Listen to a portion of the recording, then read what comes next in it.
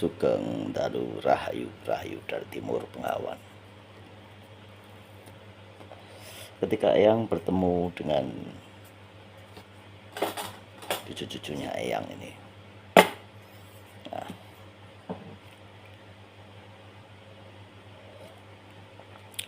ada yang bilang jangan gunakan logika, jangan gunakan logika.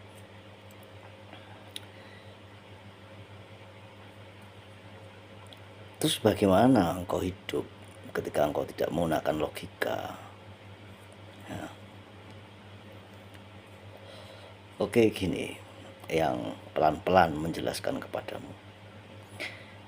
Kontrak jiwa, ya, kontrak batin ini sudah tertulis ini, ya.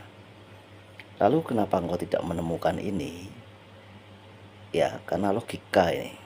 Dia yang masuk doktrin ini, dia yang kanan kiri nih, dia ya.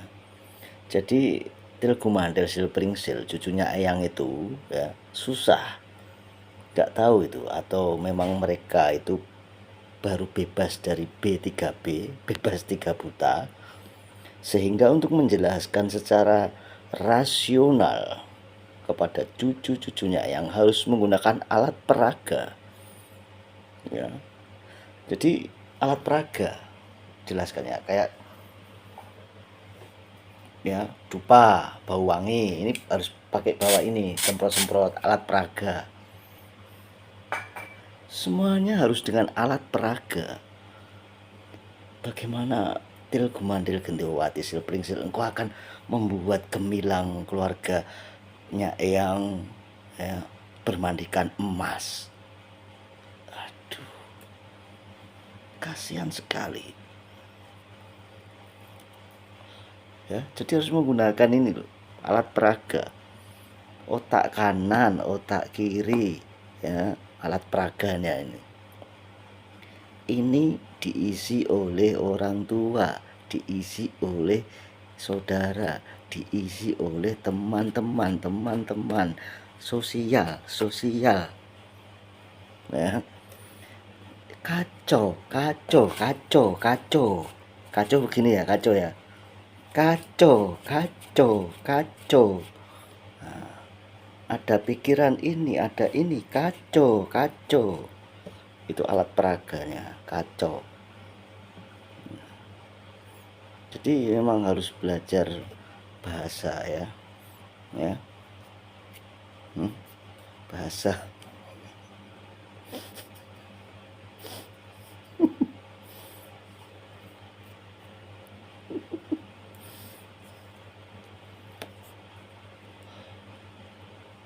Jadi harus pakai alat peraga, baru paham nanti. Nah, ketika ini udah diisi, ya, kontrak jiwa itu ada di sini, jiwa batin deh, ya, namanya pineal gland, mata ketiga. Wah, ini harus dikasih alat peraga juga ya. Sebentar yang cari dulu. Nah, harus mengaktifkan mata ketiga. Ini yang gambar ini, mata ketiga ini, mata ketiga. Nah, ya kan, ini mata ketiga, 1, 2, 3, mata ketiga batin. Ini tembus lari ke sini belakang otak, kecil, sentil kecil, mata ketiga ya. Nah, itu namanya batin. Nah, untuk mengaktifkan ini kok harus pakai logika. Makanya otak kanan, otak kiri ini pengalaman, perenungan, merenung, samadhi, merenung. Ya, udah pakai alat peraga nih. Setelah ini aktif, ya, maka engkau tahu kontrak jiwamu. Kontrak jiwamu itu tanda tanganmu apa? Yang otentik ya dulu itu loh. Tilgumandel Gendewati Silpringsil ya, udah paham nih. Jadi mata ketiga batin ya, makanya kamu ketika bersama itu ini diarahkan ke sini, mandeng grono, melihat grono pucuk irung, supaya ini bergeser sentilnya yang di dalam. Apa mau dibedah ini Sesudah itu aktif, makanya kesadaran, sadar, wah aku sadar ya.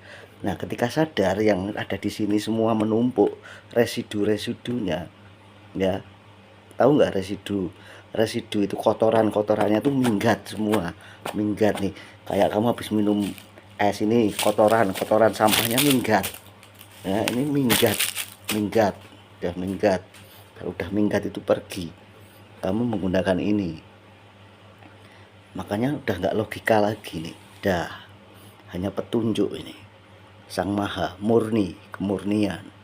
Karena ini mampu melihat kebohongan-kebohongan, ya makanya Wukong itu menggunakan matanya yang merah, itu mampu melihat kebohongan, iblis-iblis, siluman-siluman yang berbadan manusia, ya ada manusia berbadan dewa, ada manusia berbadan iblis, ada iblis berbadan manusia. Nah, ya kamu nggak akan bisa ngelihat itu iblis berbadan manusia. Contohnya pemerkosa kelihatannya, ya kelihatannya ini kelihatannya.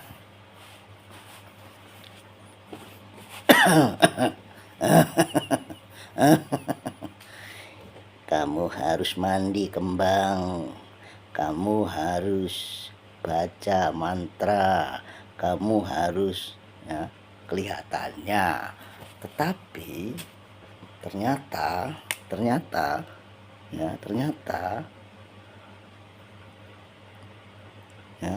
itu, ya iblis, ya yang terjadi pemerkosaan, ya itulah karena kamu nggak mengaktifkan ini. Kalau kamu menggunakan logikamu, berarti batinmu ini loh, mintalah petunjuk sang maha. Nah kontrak jiwa itu ada di sini, ya ada di situ. Del Kumandel Gendewati pakai alat peraga untuk menjelaskannya, karena memang mengerikan sekali, ya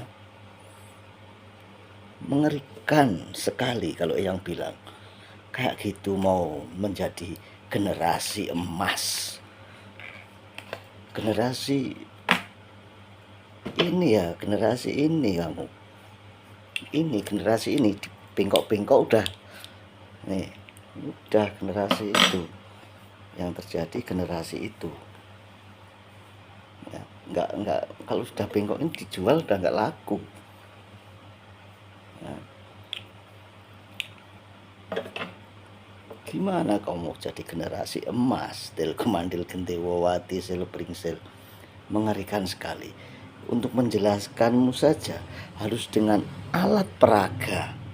Bagaimana engkau membaca kode-kode leluhurmu yang ada di candi-candi itu? Lebih nggak bisa lagi engkau. Bagaimana engkau akan melihat kitab leluhurmu dengan bahasa-bahasanya yang halus sekali? Bahasa Jawa aja nggak bisa, ya. Silpringsil apalagi bahasa Jawa aja nggak bisa, bahasa halus nggak bisa. Engkau mau mengartikannya kitab-kitab kuno, lebih ngeri lagi. Nah, kehadiran sang kesatria Piningit itu menjelaskanmu secara modern, ya mungkin juga akan sama dengan yang dia harusnya sang kinasih itu, sang kesatria itu dengan alat peraga baru paham, ya. Jadi Trisula Weda itu bisa jadi masa depan, tengahnya itu masa sekarang, satunya itu masa lalu. Makanya dengan penjelasan menjelaskan tiga ini, yang selalu memakainya adalah di dalam ajaran leluhurmu adalah Asitya. Siapa itu Asitya? Sang Yang Widi. Sang Yang Widi itu, ya tak terbayangkan. Ya. Kamu nggak akan bisa membayangkan Sang Kinase itu karena senjatanya aja Trisula Weda. Ya. Karena Sang Hyang Widi sendiri pun kamu tidak akan bisa menemukannya. Ya, Asetya itu nggak bisa kamu temukan.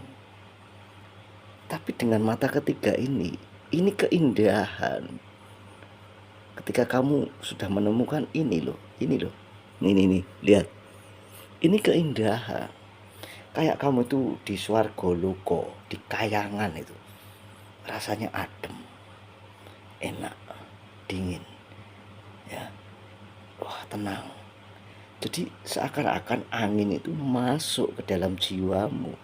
Kan yang kesana jiwanya, spiritnya, sukmanya, sukma itu otak, sorry. Rohnya. Ya. Itu yang kesana itu tuh damai, ketiup angin.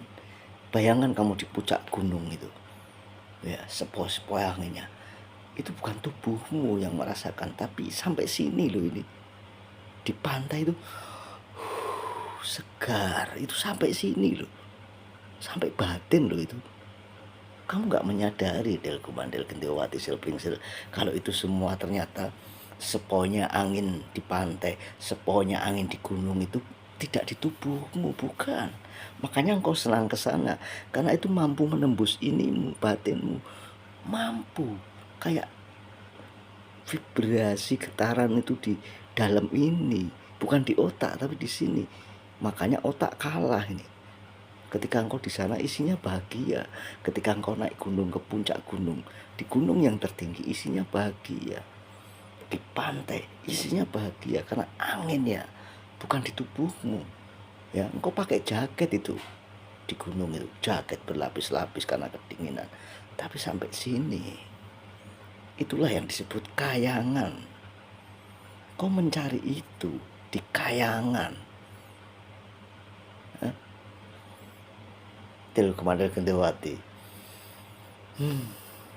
Yang kasih nih di bawah ini ya, di komentar itu yang kasih nanti. Perhatikan baik-baik itu videonya itu untukmu. Ya, jadi alat peraga sudahlah. Kalau kamu udah memang nggak bisa nyampe ke sana ya sudahlah. Jadilah makhluk penghuni alam goib-goib, bicaralah saja terus tentang goib-goib, jin, tuyul, pocong, genderuwo, apalah itu, terserah kamu yang nggak mau tahu. Ya, bukannya engkau mencari sejatinya dirimu, tapi engkau mencari orang lain. Ya, selalu mencari yang lebih baik. Karena engkau merasa tidak baik, engkau mencari yang lebih baik. Karena engkau merasa kurang, engkau mencari yang lebih. Selalu. Makanya sang kesatria, sang pinilih tak terbayangkan. Tidak bisa dibayangkan. Ya. Jujur, ya, adil, jujur, nggak suka ngemis.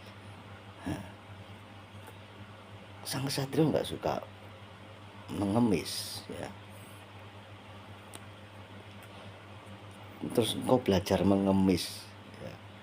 Pahami dulu itu orang yang jujur, yang adil, ya, mana mau dia mau mengemis, meminta-minta, ya. Suka meminta secara nista. Itu meminta apa? Bukan barang. Meminta apa yang nista itu? Cara dia memintanya secara nista itu apa? Yang diminta adalah jiwamu untuk kembali. Sampai dia menistakan, sampai kebangetan lah istilahnya, keterlaluan lah. Engkau dijelaskan oleh sang kesatria itu nggak paham-paham misalnya gitu. Dia memintamu dengan nista. Sampai engkau ternistakan. Karena ketululanmu itu Silpringsil, karena ketululanmu itu Del Kumandel, diminta jiwamu sehingga nistalah engkau. Ya, sehingga engkau menjadi nista. Ya, rahayu, rahayu dari timur bengawan.